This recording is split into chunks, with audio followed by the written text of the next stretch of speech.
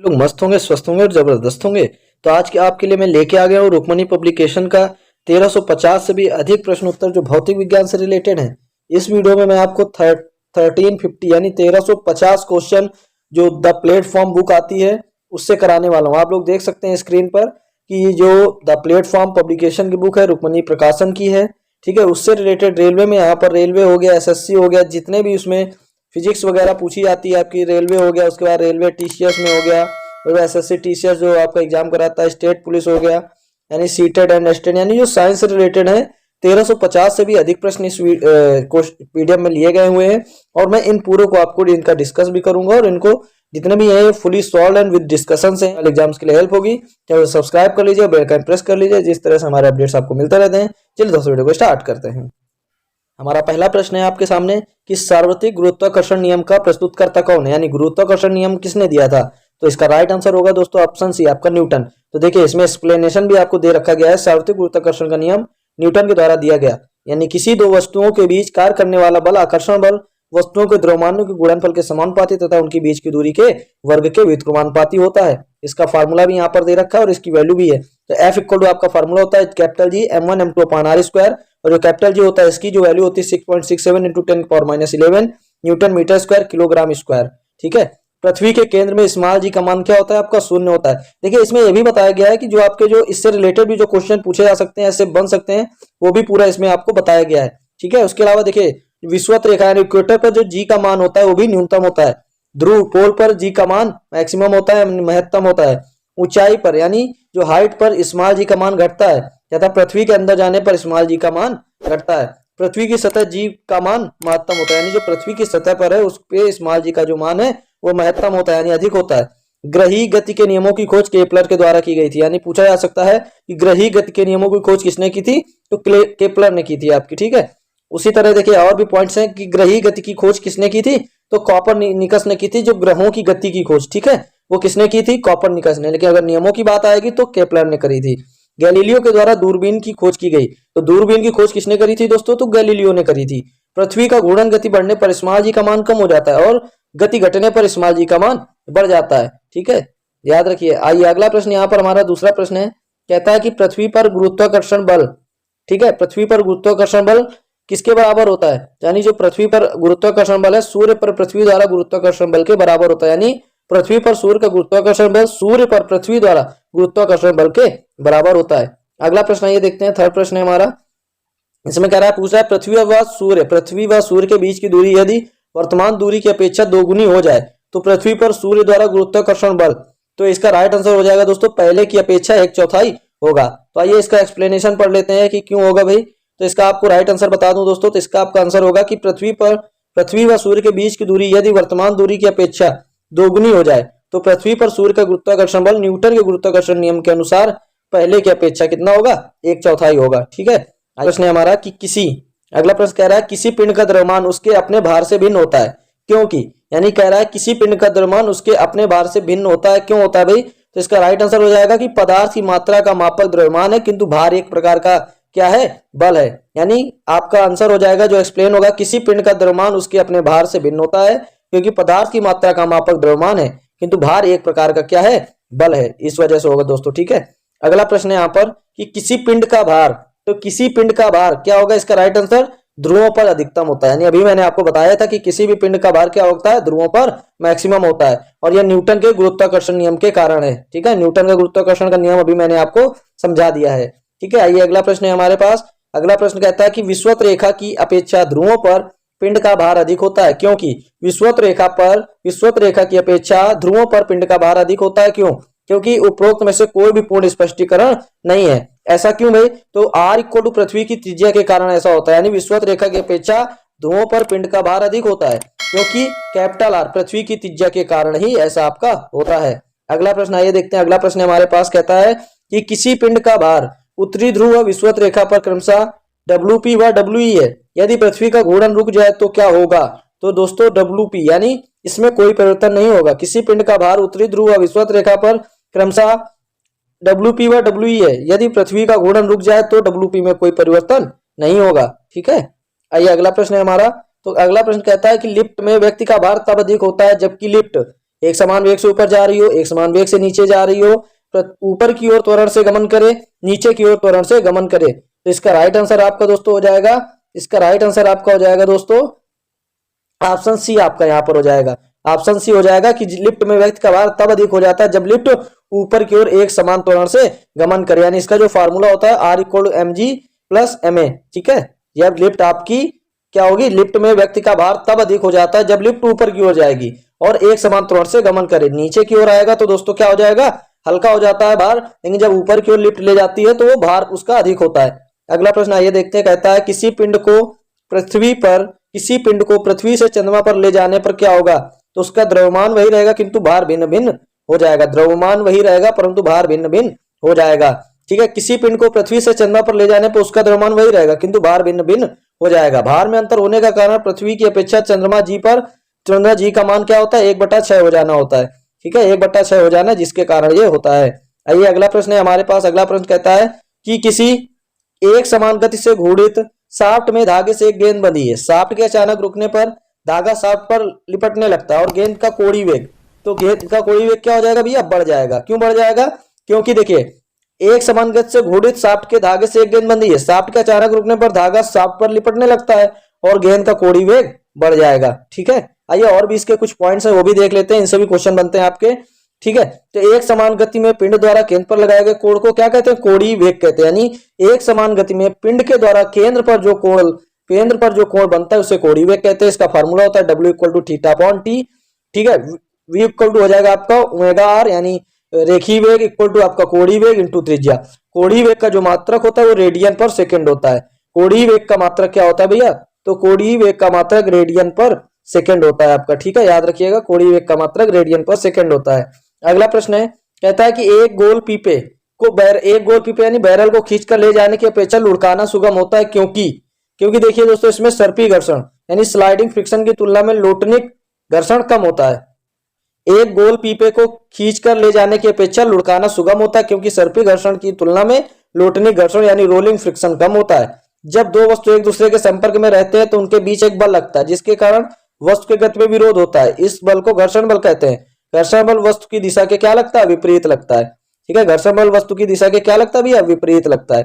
आइए अगला प्रश्न देख लेते हैं। अगला प्रश्न हमारा क्या कहता है, अगला प्रश्न है यहाँ पर हमारे पास घर्षण से ही रिलेटेड है। ठीक है, तो घर्षण से उसमें जब कोई वस्तु किसी धरातल पर सरकती है तो वैसी स्थिति से लगे घर्षण को सर्पी घर्षण कहते हैं। यानी जब कोई वस्तु किसी धरातल पर सरकती है यानी स्लाइड करती है तो उसे स्लाइडिंग फ्रिक्शन कहते हैं। जब कोई वस्तु किसी धरातल पर लुढ़कती है तो उसमें लगे घर्षण बल को लोटनी घर्षण कहते हैं। यानी जब कोई वस्तु किसी धरातल पर लुढ़कती है, लुढ़कने का मतलब रोल होती है, तो उसे लोटनी घर्षण कहते हैं। सबसे कम घर्षण बल लोटनी घर्षण बल है, यानी वो सबसे कम घर्षण बल है आपका वो लोटनी घर्षण बल है। ठीक है, आइए अगला प्रश्न आपका देखते हैं। अगला प्रश्न है कि जल से भरे गिलास के नीचे दबे कागज को शीघ्रता से गिलास के नीचे से जल को छिड़काए बिना ही खींचा जा सकता है। यह परिघटना किससे रिलेटेड है, तो जड़त्व के गुण को दर्शाती है। किसको दर्शाती है भाई, तो ये जड़त्व के गुण को दर्शाती है। आइए इसका कुछ एक्सप्लेनेशन देख लेते हैं। जल से भरे गिलास के नीचे दबे कागज को शीघ्रता से गिलास के नीचे से जल को छिड़काए बिना ही खींचा जा सकता है। यह परिघटना जड़त्व के गुण को दर्शाता है। किसी वस्तु का वह गुण जिसके कारण कोई वस्तु अपनी स्थिति को बनाए रखना चाहते हैं जड़त्व यानी इनर्शिया कहते हैं। किसी वस्तु का वह गुण जिसके कारण कोई वस्तु अपनी स्थिति को बनाए रखता है उसे मोमेंट ऑफ इनर्शिया या इनर्शिया कहते हैं। आइए अगला प्रश्न देखते हैं। आइए अगला प्रश्न है हमारा। अगला प्रश्न कहता है जल से भरे गिलास के नीचे दबे कागज को शीघ्रता से गिलास के नीचे से जल को छिड़काए बिना ही खींचा जा सकता है। यह परिघटना किससे रिलेटेड है, तो ये आपका बताती है जड़त्व के गुण को। किसको बताती है भाई, जड़त्व के गुण को ये दर्शाती है। और ये मैंने आपको बता दिया कि इनर्शिया कहलाता है। ठीक है, आइए अगला प्रश्न देखते हैं। अगला प्रश्न कहता है कि किसी पिंड का वेग दुगुना हो जाए तो, अगर किसी भी पिंड का वेग दोगुना हो जाए तो क्या परिवर्तन होगा, तो उसका संवेग भी क्या होगा, दोगुना होगा। अगर किसी पिंड का वेग दुगुना हो जाएगा तो उसका संवेग भी आपका क्या हो जाएगा, दोगुना हो जाएगा। आइए संवेग से रिलेटेड कुछ डिस्कस कर लेते हैं। तो किसी पिंड का वेग दुगुना हो जाए तो उसका संवेग भी दुगुना होगा। अगला पॉइंट है कि किसी वस्तु का द्रव्यमान m उसके वेग v के गुणनफल को क्या कहते हैं, संवेग। यानी इसका जो फार्मूला होता है वो P equal to m into v होता है। क्या होता है, P equal to m into v हो जाएगा आपका। ठीक है, संवेग सदिश राशि है, इसका SI मात्रक किलोग्राम मीटर पर सेकंड होता है।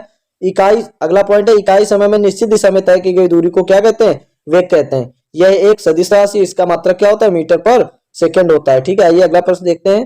कहता है कि एक भारी एवं एक हल्के पिंड पर एक समान बल एक ही अवधि के लिए लगे हों तो ये पिंड कैसे होंगे? तो भैया एक समान संवेग से गतिमान होंगे। ठीक है, एक समान संवेग से गतिमान होंगे। एक भारी एवं एक हल्के पिंड पर एक ही बल अवधि के लिए लगे हों तो ये पिंड एक समान संवेग से गतिमान होंगे। ये पिंड संवेग संरक्षण के सिद्धांत के अनुसार क्या होते हैं? गतिमान होते हैं। तो पूछा जा सकता है कि किस सिद्धांत के आधार पर वर्ग करते हैं? तो ये संवेग संरक्षण के सिद्धांत के अनुसार वर्ग करते हैं। अगला प्रश्न है, कहता है कि 20 किलोग्राम के एक पिंड को भूमि के ऊपर 1 मीटर की ऊंचाई पर बनाए रखने हेतु आवश्यक कार्य क्या करना होगा? तो देखिए दोस्तों, इसका जो फॉर्मूला होता है W इक्वल टू क्या होता है? F इंटू एस, यानी फोर्स इंटू विस्थापन। ठीक है, तो इसका फॉर्मूला होता है W equal to f s cos theta. कार्य एक अदिश राशि है, इसका जो मात्रक होता है वो क्या होता है? जूल होता है। तो इसको जब हम सॉल्व करेंगे तो इसका राइट आंसर आपका 0 होगा। क्यों होगा भाई? क्योंकि 20 किलोग्राम के एक पिंड को भूमि के ऊपर 1 मीटर की ऊंचाई पर बनाए रखने है तो आवश्यक कार्य क्या होगा? 0 होगा। ठीक है, जब बल लगाकर किसी वस्तु को बल की दिशा में स्थापित कर दिया जाए तो बल द्वारा कार्य का होना समझा जाता है। ठीक है, तब बल के द्वारा कार्य का होना समझा जाता है। ठीक है, आइए अगला प्रश्न देखते हैं। हमारा अगला प्रश्न है, अगला प्रश्न कहता है कि किसी पिंड, ठीक है उसी से रिलेटेड है। अगला प्रश्न है, कहता है कि किसी पिंड का वेग 2 गुना होने पर उसकी गतिज ऊर्जा कैसी हो जाएगी? तो उसकी जो गतिज ऊर्जा है दोस्तों, अगर वेग 2 गुना होगा तो उसकी जो गतिज ऊर्जा है वो उसकी 4 गुनी हो जाएगी। ठीक है, अगर वेग 2 गुना होगा तो उसकी गतिज ऊर्जा कितनी हो जाएगी? 4 गुना हो जाएगी। ठीक है, आइए अगला प्रश्न, इसका जो फार्मूला होता है दोस्तों वो देख लीजिए। तो K equal to half mv square. ठीक है, ये दोस्तों जितने भी क्वेश्चन मैं आपको करा रहा हूँ रुक्मणी पब्लिकेशन की जो बुक है द प्लेटफॉर्म नाम से आती है, उस बुक की PDF है। ठीक है, अगला प्रश्न है, अच्छा इसी का एक पॉइंट और है दोस्तों कि द्रव्यमान दुगना होने पर गतिज ऊर्जा भी दोगुनी हो जाएगी। यानी अगर आपका मास आपका डबल होगा तो इसकी जो काइनेटिक एनर्जी है वो भी आपकी डबल हो जाएगी। अगर इसका संवेग दोगुना होने पर गतिज ऊर्जा क्या हो जाती है? 4 गुनी हो जाती है। अगला प्रश्न है, घड़ी में चाबी भरने की प्रक्रिया में घड़ी में कौन सी ऊर्जा होती है? तो भैया घड़ी में कौन सी होती है? स्थितिज ऊर्जा संग्रहित होती है। ठीक है, घड़ी पहले देखा होगा आप लोगों को, चाबी वाली घड़ी आती थी, उसको स्प्रिंग घुमा देते थे, दिन भर चलती रहती थी। तो उसी घड़ी की बात हो रही है यहाँ पर, चाबी भरने वाली जो होती है, कि इसमें से कौन सी ऊर्जा होती है भाई? तो ये स्थितिज ऊर्जा होती है। इसी का पॉइंट है कि किसी वस्तु की स्थिति या आकार में परिवर्तन के कारण जो कार्य करने की क्षमता आ जाती है उस वस्तु की स्थिति ऊर्जा कहते हैं। जैसे Q इक्वल फार्मूला होता है mgh। ठीक है, इसका देखिए एक एग्जांपल भी दे रखा गया है, कितना अच्छा एग्जांपल है। तनी हुई गुलाल, छड़ी की कमानी, छत पर खड़ा बालक, पहाड़ पर जमा पानी। ठीक है, आइए अगला प्रश्न देखते हैं। अगला प्रश्न बहुत ही अच्छा प्रश्न है। यहाँ पर कहता है कि स्थिर आलम से लटके एक लंबे धागे से बंधा एक छोटा पदार्थ इधर उधर झूल दोलन कर रहा हो तो पदार्थ कैसा होगा दोस्तों? तो पदार्थ की गतिज ऊर्जा एवं दोलन के बीच अधिकतम होगी। यानी जो गतिज ऊर्जा है और जो ऑस्टिलेशन है यानी दोलन, वो इसका अधिक होगा। तो स्थिर आलम से लटके एक लंबे धागे से बंधा एक छोटा पदार्थ इधर उधर दोलन कर रहा हो तो जो पदार्थ की गतिज ऊर्जा दोलन के बीच में कैसी होगी? मैक्सिमम होगी आपकी। कैसी होगी भाई? मैक्सिमम यानी अधिक होगी। ठीक है, ये अगला प्रश्न है। कहता है पहाड़ पर चढ़ते समय व्यक्ति आगे झुकता है जिससे क्या होता है? देखिए पहाड़ पर जब व्यक्ति चलता है या आगे की ओर बढ़ता है तो थोड़ा सा झुक जाता है। इससे क्या होता है? इससे स्थायित्व यानी स्थिरता में क्या हो जाती है? वृद्धि हो जाती है। ठीक है, तो इसका देखिए इसके पीछे क्या रीजन है? तो यानी जब किसी वस्तु का गुरुत्व केंद्र वह बिंदु है जहां वस्तु का समस्त भार कार्य करता है, चाहे वस्तु जिस स्थिति में रखी जाए। इस कारण जो है व्यक्ति क्या करता है? वो जब पहाड़ पर चढ़ता है तो झुककर चलता है। ठीक है, आइए अगला प्रश्न देखते हैं। अगला प्रश्न हमारा है, कहता है कि भू स्थिर या तुल्यकाली उपग्रह, ठीक है, के घूर्णन का आवर्तकाल कितना होता है? तो इसका दोस्तों 24 आवर होता है, यानी 24 घंटे होता है। ठीक है, भू स्थिर या तुल्यकाली उपग्रह के घूर्णन का आवर्तकाल 24 घंटे होता है। ठीक है, आइए अगला प्रश्न है हमारे पास। अगला प्रश्न कहता है कि परिक्रमाकृत अंतरिक्ष यान उपग्रह से एक वेग एक सेव यानी पिंड बाहर छोड़ा जाए तो यह कैसा होगा? तो भाई ये यान के साथ उसी वेग से गमन करेगा। इसका आंसर क्या होगा भाई? कि ये यान के साथ उसी वेग से क्या करेगा? गमन करेगा। अगला प्रश्न ये देखते हैं। अगला प्रश्न कहता है कि समुद्र के पानी का घनत्व बढ़ जाता है जैसे जैसे गहराई व खारापन दोनों में वृद्धि होती है, वैसे वैसे पानी का जो घनत्व है, डेंसिटी है, वो क्या हो जाती है? बढ़ जाती है, उसमें वृद्धि हो जाती है। अगला प्रश्न कहता है कि नदी में तैरता जलयान जब समुद्र में जाता है तो ये क्या होता है भाई? तो ये थोड़ा सा ऊपर उठता है। नदी में तैरता जलयान जब समुद्र में जाता है तो उसका थोड़ा सा दोस्तों आगे का हिस्सा ऊपर की ओर उठ जाता है। तो ऐसा क्यों होता है? देखिए रीजन क्या है कि नदी में तैरता जलयान जब समुद्र में जाता है थोड़ा सा ऊपर उठ जाता है, क्योंकि नदी के पानी के घनत्व की अपेक्षा समुद्र के पानी का क्या होता है? घनत्व अधिक होता है, यानी उसकी जो डेंसिटी है समुद्र की, क्योंकि उसका पानी भी खारा होता है। ठीक है, जिसके कारण उसकी डेंसिटी अधिक होती है। जब डेंसिटी अधिक होगी तो आगे की ओर जब जाता है नदी के पानी से, तो वो उसका जहाज का कुछ हिस्सा आपका ऊपर की ओर उठ जाता है। ठीक है, आइए अगला प्रश्न कहता है कि इस्पात की गेंद पारे पर तैरती है, यानी जो इस्पात की गेंद है तारे पर तैरती है, क्योंकि क्योंकि इस्पात की गेंद पारे पर तैरती, क्योंकि इस्पात की अपेक्षा पारे का घनत्व तो क्या होता है, अधिक होता है। तो यानी इसका आपका राइट आंसर क्या हो जाएगा, ऑप्शन सी इसका राइट आंसर हो जाएगा। ठीक है, बहुत ही अच्छे प्रश्न दोस्तों इस बुक में लिए गए हैं और सभी आपके प्रीवियस ईयर के एग्जाम में से पूछे गए हुए प्रश्न हैं। अगर आप किसी भी एग्जाम की तैयारी कर रहे हैं, अगर उसमें साइंस आपकी आ रही है, तो आप इन क्वेश्चन को देकर जाइए, क्योंकि ये बहुत ही अच्छे क्वेश्चन है और सभी गवर्नमेंट एग्जाम में पूछे गए हुए क्वेश्चन हैं। ठीक है, अगला प्रश्न है, अत्यधिक ऊंचाई पर उड़ रहे वायुयान के अंदर, ठीक है, अत्यधिक ऊंचाई पर उड़ रहे वायुयान के अंदर दाब वायु दाब के समान ही होता है। वायु पंपों की सहायता से सामान्य दाब बनाए रखा जाता है, बाहर की अपेक्षा कम दाब होता है, सामान्य आर्द्रता तथा आंशिक निर्वात बनाए रखा जाता है। इसका राइट आंसर दोस्तों आपका हो जाएगा कि वायु पंपों की सहायता से समान दाब बनाए रखता है। तो ये आपका इसका राइट आंसर हो जाएगा। ठीक है, ये अगला प्रश्न हमारा 25 क्वेश्चन दोस्तों हम लोगों ने कंप्लीट कर लिए हैं अभी। आइए आगे पढ़ते हैं। कहता है वायुमंडलीय दाब को मापने के लिए आवश्यक यंत्र। तो वायुमंडलीय दाब यानी जो हमारा एयर का प्रेशर है, तो उसको बैरोमापी, बैरोमीटर जिसको बोल सकते हैं, बैरोमीटर द्वारा मापा जाता है। आर्द्रता मापी द्वारा वायुमंडलीय आर्द्रता को मापा जाता है। ठीक है, अगर आर्द्रता मापी आपका आ जाएगा तो आर्द्रता मापी से आपका वायुमंडलीय आर्द्रता आप मापेंगे। ठीक है, अगला प्रश्न कहता है कि हमारे शरीर पर वायुमंडल का दाब बहुत होते हुए भी हम उसे महसूस नहीं कर पाते, क्योंकि हमारे शरीर में रक्त का दाब वायुमंडलीय दाब से कुछ अधिक है। यानी जो हमारे ब्लड का प्रेशर है वो एयर के प्रेशर से क्या है, मैक्सिमम है, अधिक है, ज्यादा है, जिस कारण दाब होते हुए भी हम उसे महसूस नहीं कर सकते हैं। अगला प्रश्न है, किसी पिंड का अधिकतम भार, तो किसी पिंड का अधिकतम भार किसमें होगा, तो निर्वात में होता है। किसी पिंड का अधिकतम भार किसमें होता है, तो वो निर्वात में होता है। अगला प्रश्न है आपका, अगला प्रश्न है कि भिन्न धातुओं के बने 1 किलोग्राम के 4 घन जल में तौले जाए तो क्या होगा, तो न्यूनतम घनत्व वाले घन का भार न्यूनतम होगा। तो न्यूनतम जिसका घनत्व कम होगा उस वाले घन का भार भी क्या होगा, न्यूनतम होगा आपका। ठीक है, अगला प्रश्न है, हाइड्रोजन से भरा गुब्बारा, कह रहा है हाइड्रोजन से भरा गुब्बारा निम्नलिखित में किसे आसानी से ऊपर उठाकर ले जाएगा। तो इसका जो राइट आंसर दोस्तों होगा वो आपका ऑप्शन सी होगा, 1 किलोग्राम वाले ढीले ढाले रूप में भरे इसका पंखे को। ठीक है, तो ढीले ढाले रूप में भरे पंख को क्या कर लाएगा, उठा के ले जाएगा। तो हाइड्रोजन से भरा गुब्बारा 1 किलोग्राम ढीले ढाले रूप से भरे पंख को आसानी से ऊपर उठाकर ले जाएगा। अगला प्रश्न है हमारा कि किसी झील में एक पत्थर फेंकने पर जैसे जैसे वह जल से नीचे डूबता जाता है उस पर उत्प्लावन यानी अपथ्रस्ट क्या होगा, उत्प्लावन बल बढ़ता है, घटता है, पहले घटता है फिर बढ़ता है, एक समान रहता है।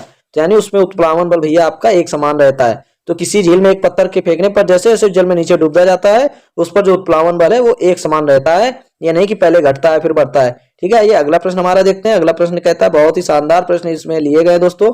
तो अगला प्रश्न दोस्तों हमारा कह रहा है कि पारे की दो बूंदों को संपर्क में ले जाने पर वे मिलकर एक बड़ी बूंद बनाती है, इसका कारण क्या है, द्रवों द्वारा। तो देखिए इसका कारण है द्रवों द्वारा कि न्यूनतम पृष्ठीय क्षेत्रफल बनाए रखना, यानी इनका जो पृष्ठीय क्षेत्रफल है उसको न्यूनतम बनाए रखना। पारे की दो बूंद को संपर्क में लाने पर वे मिलकर एक बड़ी बूंद बनाती है, इसका कारण द्रवों द्वारा न्यूनतम पृष्ठीय क्षेत्रफल बनाए रखना है। द्रवों द्वारा न्यूनतम पृष्ठीय क्षेत्रफल को बनाए रखना है। अगला प्रश्न है हमारा, कहता है कांच की स्वच्छ प्लेट पर जल डालने पर वह पतली परत के रूप में फैल जाता है, जबकि पारा डालने पर वह गोली बूंद के रूप में बना रहता है, इसका क्या कारण है। तो दोस्तों इसका कारण है कि कांच के साथ पारे के आसंजन की अपेक्षा जल का ससंजन अधिक है, यानी आसंजन बल की अपेक्षा ससंजन बल अधिक है। तो आइए आसंजन और ससंजन बल होता क्या आखिरकार, आइए वो जान लेते हैं। तो कांच की स्वच्छ प्लेट पर जल डालने पर वह पतली परत के रूप में फैल जाता है, जबकि पारा डालने पर वह गोली बूंद के रूप में बना रहता है। इसका कारण यह कि कांच के साथ पारे के आसंजन की अपेक्षा जल का ससंजन अधिक होता है। आइए ससंजक कहते किसे, एक ही पदार्थ के अणुओं के मध्य लगने वाले आकर्षण बल को ससंजक बल कहते हैं। एक ही पदार्थ के मध्य लगने वाले आकर्षण बल को ससंजक बल कहते हैं। दो भिन्न भिन्न पदार्थों के अणुओं के मध्य लगने वाले आकर्षण बल को आसंजक बल कहते हैं। इस बल के कारण पानी को भिगोता है, ब्लैक बोर्ड पर चौक से लिखने पर अक्षर उभर आते हैं, पीतल के बर्तनों पर निकल की पॉलिश की जाती है। ये सभी दोस्तों इसी का उदाहरण है। अगला प्रश्न है, बहुत ही अच्छा प्रश्न आया क्रिकेट से। देखिए प्रश्न आ गया आपका, कहता है क्रिकेट की घूमती यानी स्पिन जो होती है ना, स्पिनर बॉलर गेंद का वायु में इधर उधर उछाल दोलन स्विंग निम्नलिखित में से आधार पर स्पष्ट किया जा सकता है। तो इसका जो राइट आंसर होगा वो बर्नौली थ्योरम होगी। क्या होगी, बर्नौली थ्योरम। तो आइए जानते हैं आखिरकार ये बर्नौली थ्योरम है क्या, उसको भी मैं बता दूं। क्रिकेट की घूमती गेंद वायु में इधर उधर उछाल बर्नौली प्रमेय के आधार पर इसको स्पष्ट किया जा सकता है।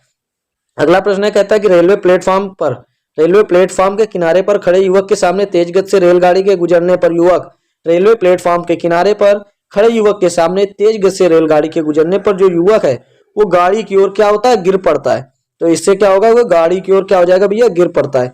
आइए अगला प्रश्न देखते हैं। अगला प्रश्न क्या कहता है हमारा, कहता है भूमि से टकराकर जो फुटबॉल यानी गेंद ऊपर उछलती है, क्योंकि क्योंकि भैया क्योंकि ऐसा उसके अपने प्रत्यास्थ गुण के कारण होता है। भूमि से टकराकर फुटबॉल ऊपर उछलती क्योंकि ऐसा उनके प्रत्यास्थ गुण के कारण होता है।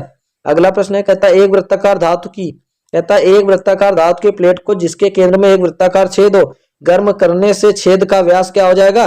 तो छेद का व्यास क्या होता है भैया? बढ़ जाता है, छेद का व्यास बढ़ जाएगा। अगला प्रश्न है, हम लोग 38 क्वेश्चन पर आ चुके हैं। कांच के फ्लास्क में भरे द्रव के द्रव्यमान को गर्म करने पर, द्रव को गर्म करने पर क्या होगा? फ्लास्क में द्रव का तल पहले कुछ गिरेगा तत्पश्चात बढ़ना आरंभ होगा, यानी पहले कुछ गिरेगा फिर उसके बाद वो बढ़ना आरंभ होगा। अगला प्रश्न है हमारे पास, कहता है कि एक जल भरे बीकर में बर्फ का एक टुकड़ा तैर रहा है, बर्फ के पिघलने पर बीकर में जल का तल क्या होगा? तो पूर्ववत बना रहेगा, यानी उसमें कोई चेंजमेंट नहीं होगा। तो यानी इसका क्या रीजन है, इससे रिलेटेड पॉइंट देख लेते हैं। तो गर्म करने पर जिन पदार्थों का आयतन बढ़ता है, दाब बढ़ाने पर उनका गलनांक भी बढ़ जाता है, जैसे मोम, घी आदि। गर्म करने पर जिन पदार्थों का आयतन घटता है, दाब बढ़ाने पर उनका गलनांक भी कम हो जाता है।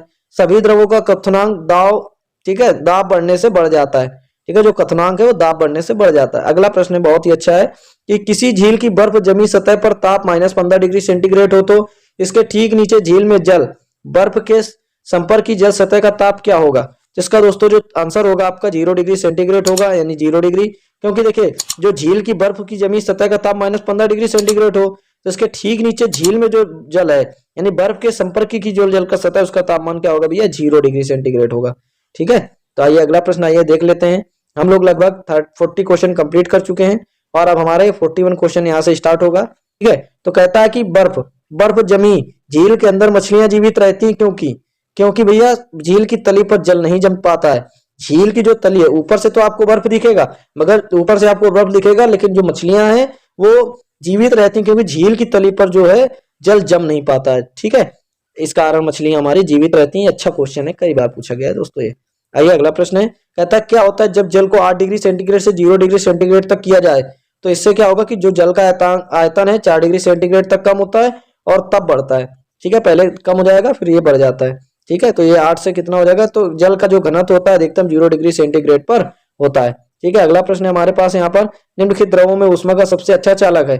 तो निम्नलिखित द्रवों में ऊष्मा का सबसे अच्छा चालक क्या? जल है, पारा है, ईथर है, अल्कोहल है। तो क्या होगा भैया? पारा, ठीक है। तो जो द्रवों में सबसे अच्छा चालक कौन सा होता है ऊष्मा का? वो पारा होता है। अगला प्रश्न है हमारे पास कि पायरेक्स के बने ग्लास में गर्म पानी डालने पर वह नहीं चटकता है, क्योंकि पायरेक्स, तो पायरेक्स कैसा है? गर्म करने से अधिक प्रसारित नहीं होता है, क्योंकि जो पायरेक्स होता है वो गर्म करने से अधिक प्रसारित नहीं होता है। अगला प्रश्न है हमारे पास 45 प्रश्न है, 45 प्रश्नों पर आगे हम लोग, कहता है कि रेफ्रिजरेटर का प्रति प्रशीतित फ्रीजर उसमें सबसे ऊपर लगाया जाता है।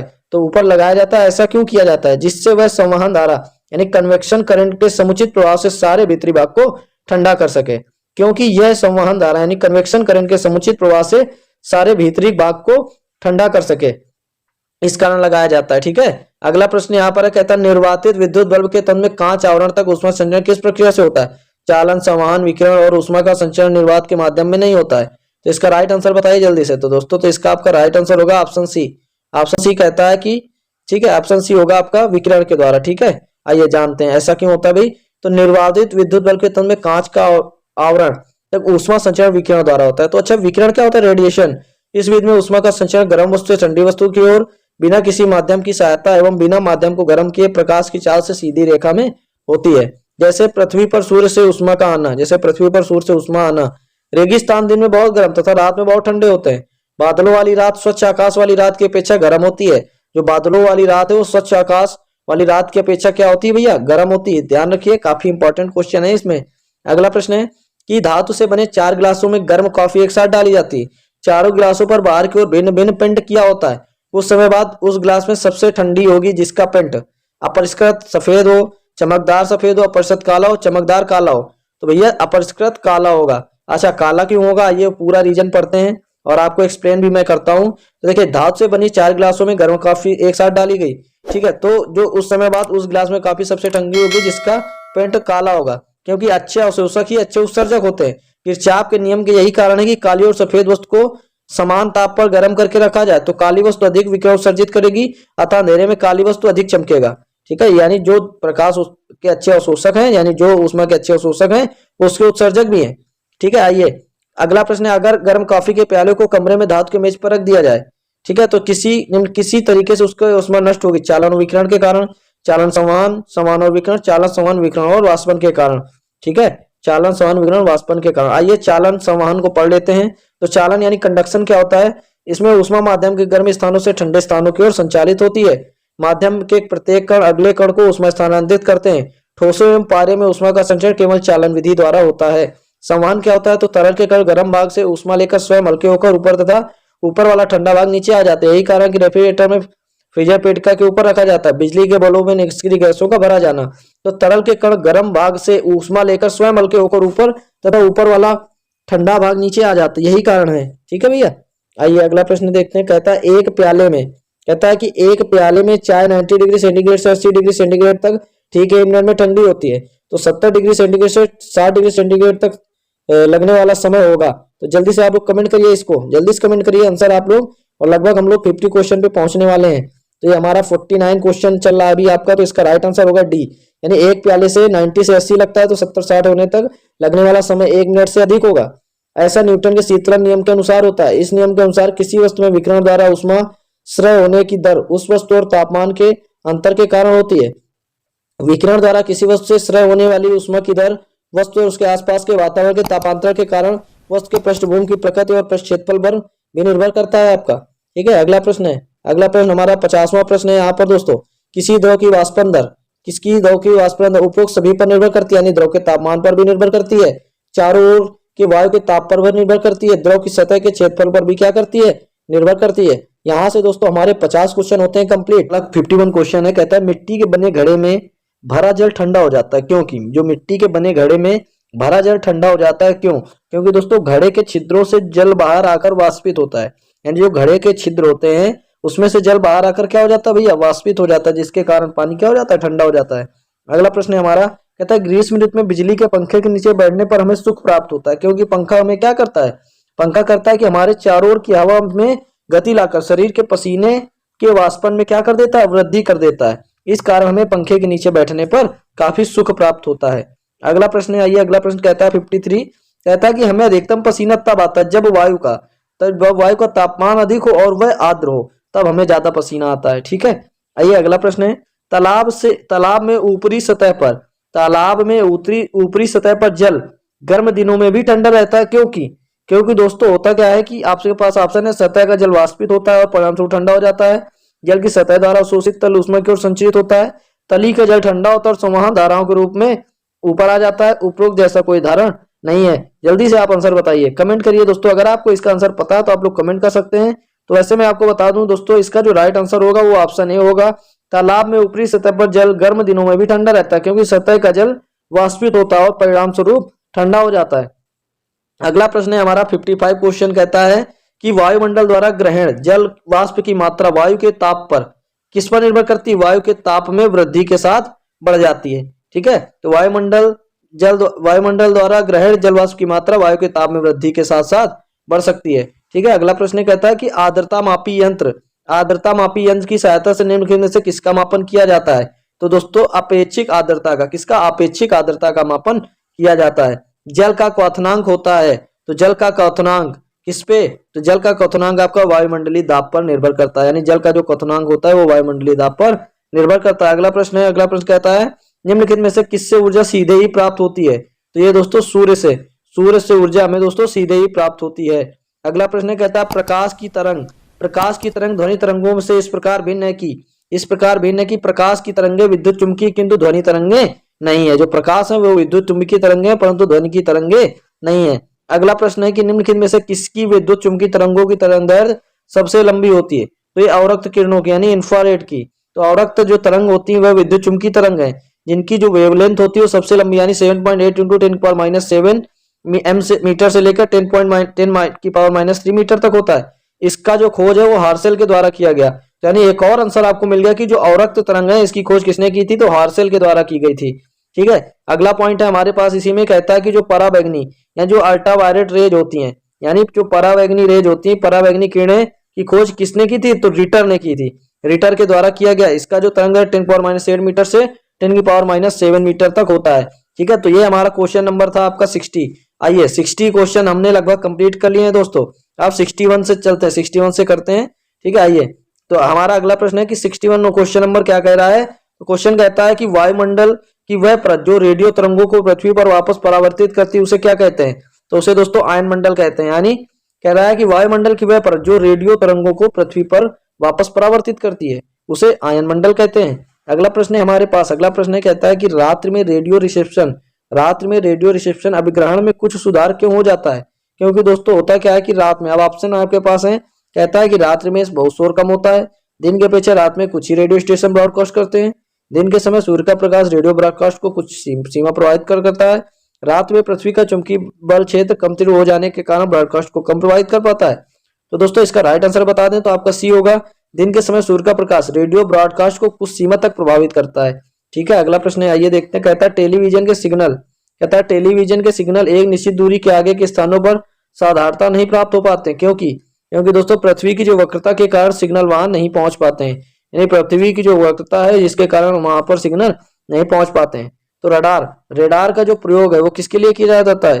तो रडार का प्रयोग वायुयान जैसी वस्तुओं की पहचान व स्थिति निर्धारण करने हेतु करते हैं। आइए रडार से रिलेटेड कुछ चीजें देख लेते हैं, कुछ पॉइंट्स हैं यहाँ पर। तो रडार, ठीक है, आपको पता है रडार मैंने बता दिया, वो जो वायुयान जैसी स्थिति पहचानने के लिए किया जाता है। रडार का जो फुल फॉर्म होता है वो रेडियो डिटेक्शन एंड रेंजिंग, यानी रेडियो डिटेक्शन एंड रेंजिंग है, जिसका आविष्कार सर रॉबर्ट वाटसन वाट ने किया था।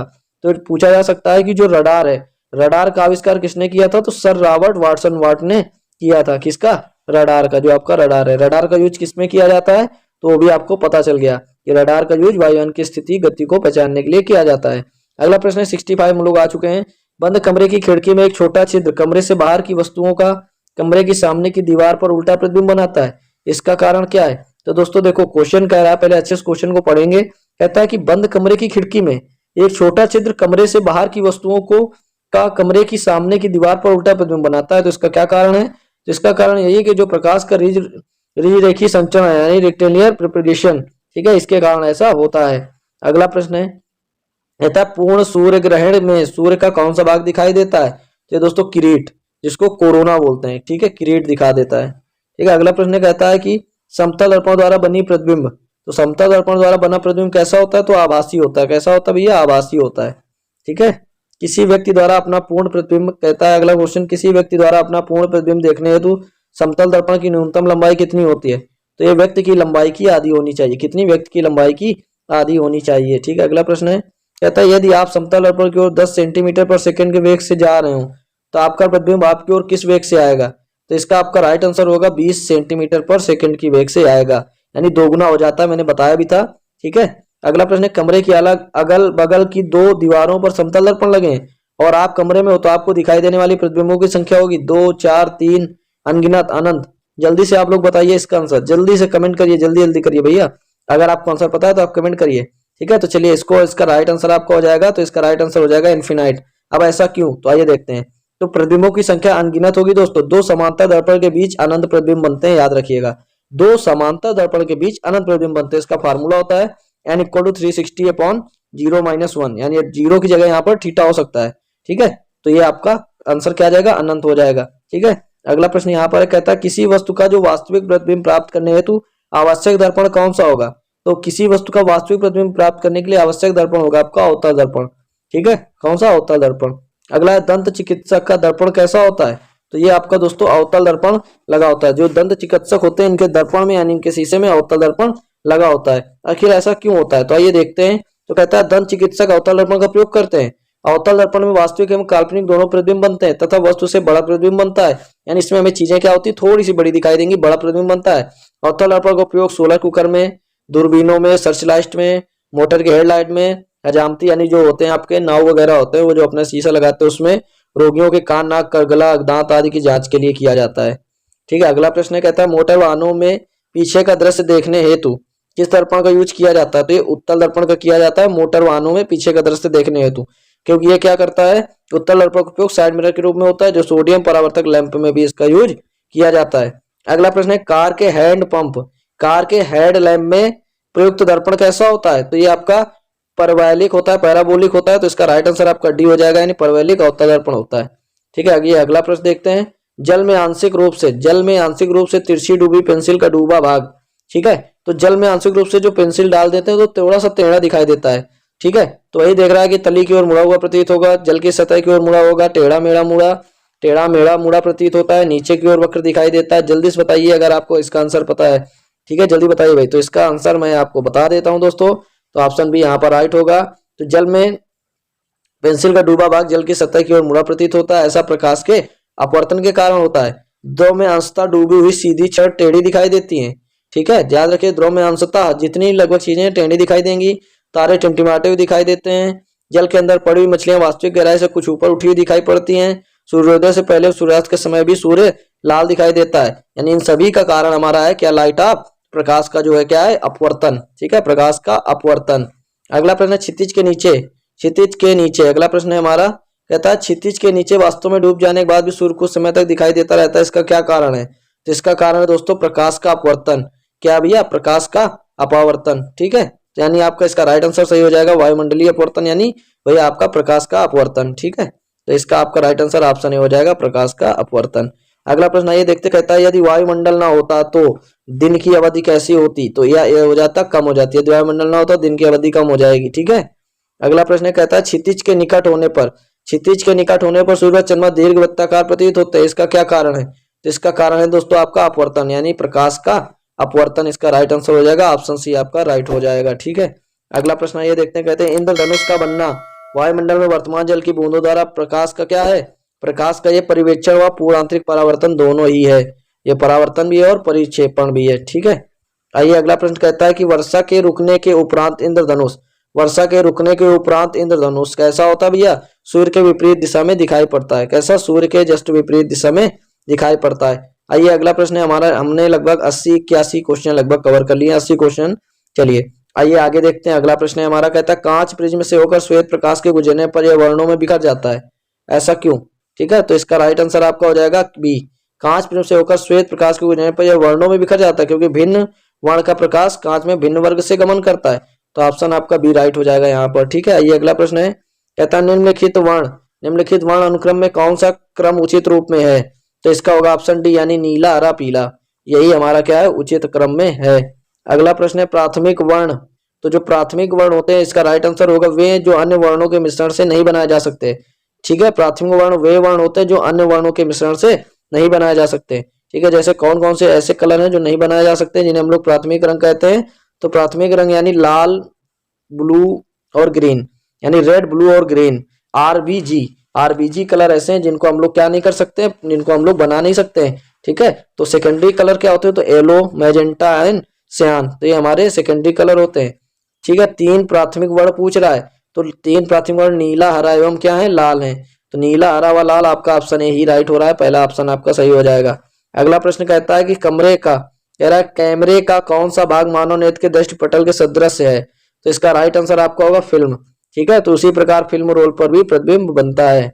ठीक है, अगला प्रश्न जब कोई व्यक्ति बाहर तेज प्रकाश से एक अंधेरे कमरे में प्रवेश करता है, कुछ देर तक वह स्पष्ट देखने में समर्थ नहीं होता, इसका कारण है उन्हें नेत्र की शीघ्र स्थिति अनुरूप समांजित नहीं कर पाना, क्षण भर के लिए दृष्टि पटल का संवेदनशील हो जाना, परितारिका द्वारा पुतली को तुरंत न फैला पाना, लेंस व दृष्टि पटल के अंतराल को समायोजित होने में देरी।